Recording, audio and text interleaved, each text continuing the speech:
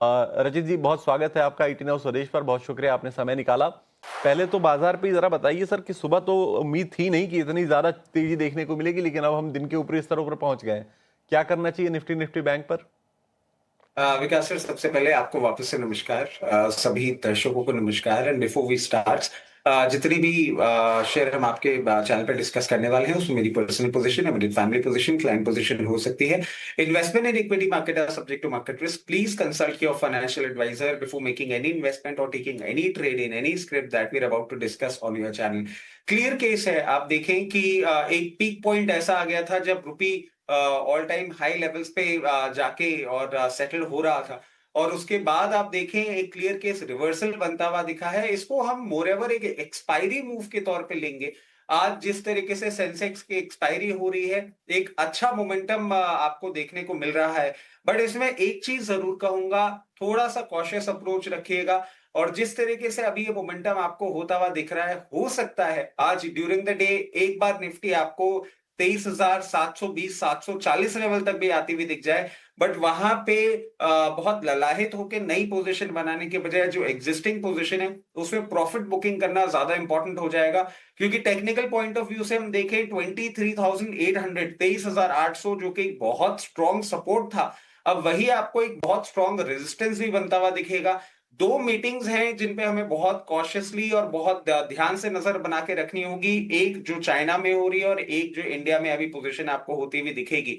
इन दो मीटिंग के आउटकम कुछ हद तक इंटरकनेक्टेड भी हैं और कुछ हद तक आगे बाजार की दिशा और दशा को डिसाइड करने में एक बहुत बड़ा फैक्टर बन सकता है। तो थोड़ा लाइट पोजीशन रखेंगे, हायर लेवल्स पे प्रॉफिट बुकिंग ही एडवाइजेबल होगी। हम्म, बिल्कुल। इस बीच देखिए, आपके स्क्रीन पर फ्लैश आ रहा है कि रिकॉर्ड निचले स्तरों से 30 पैसे सुधरा है रुपया। लेकिन जो कंसर्निंग फ्लैश अभी थोड़ी देर पहले आपकी स्क्रीन पर था, वो था महंगाई को लेकर कि 8.3% के आसपास की थोक महंगाई नजर आ रही है। एक बार इन आंकड़ों को दोबारा लेकर आएंगे आपकी स्क्रीन पर और जरा देखेंगे कि क्या क्या चीजें। देखिए, अप्रैल में थोक महंगाई दर जो है वो 8.3%। तो ये 43 महीने के ऊपरी स्तरों पर पहुंची है महंगाई। थोड़ी सी चिंता की बात निश्चित तौर पर है ये कि अप्रैल में 43 महीने के ऊपरी स्तरों पर होलसेल प्राइस इंडेक्स यानी थोक महंगाई पहुंचती हुई नजर आ रही है। काफी इंपॉर्टेंट पैरामीटर है और निश्चित तौर पे थोड़ी चिंता की बात तो ये है।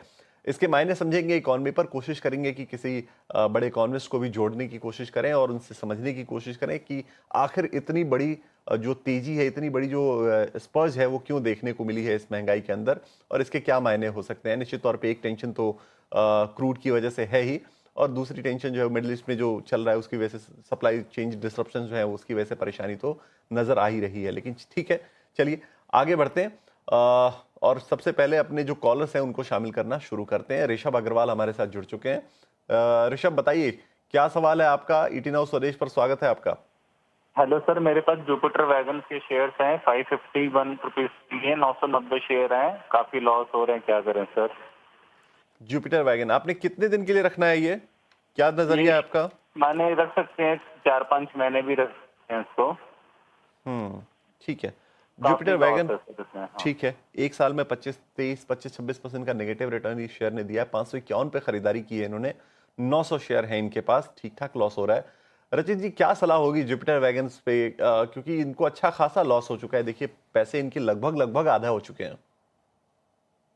देखिए विकास सर, मैं समझता हूँ ये पोजीशन उन्होंने तभी बनाई होगी जब रेलवे आप देखें आज से 18 महीने 2 साल पहले एक पीक पॉइंट पे था। और उसके बाद कहीं ना कहीं गवर्नमेंट का भी इंटरेस्ट थोड़ा सा टेपेड होता हुआ दिखा। जियो पॉलिटिक्स और सारी चीजें जो बनती हुई दिख रही थी, डिफेंस स्पेस और इंफ्रा स्पेंडिंग पे ज्यादा हो गया।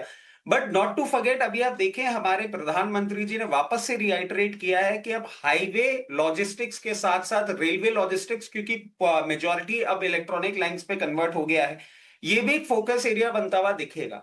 और इनके लिए जो इनकी होल्डिंग है जुपिटर वैगन, इनके लिए इंपॉर्टेंट क्यों बन जाता है, क्योंकि आप देखें अभी हो सकता है आने वाले कुछ दिनों में आपको जो गुड्स ट्रेन के जो वैगन्स है उनके ऑर्डर्स भी इंप्रूव होते हुए दिखेंगे। इसके साथ साथ मैं एक और चीज ऐड करूंगा, अगर आप थोड़ा सा डेटा पढ़ लें, टाटा मोटर्स और मारुति ने भी अनाउंसमेंट कर लिया है कि ग्रीन बेल्ट ये इंड्यूस करेंगे अपने मैन्युफैक्चरिंग फैसिलिटी के पास, और रेलवे से ज्यादा का ज्यादा अपना सप्लाई जो है वो मैनेज करने की कोशिश करेंगे।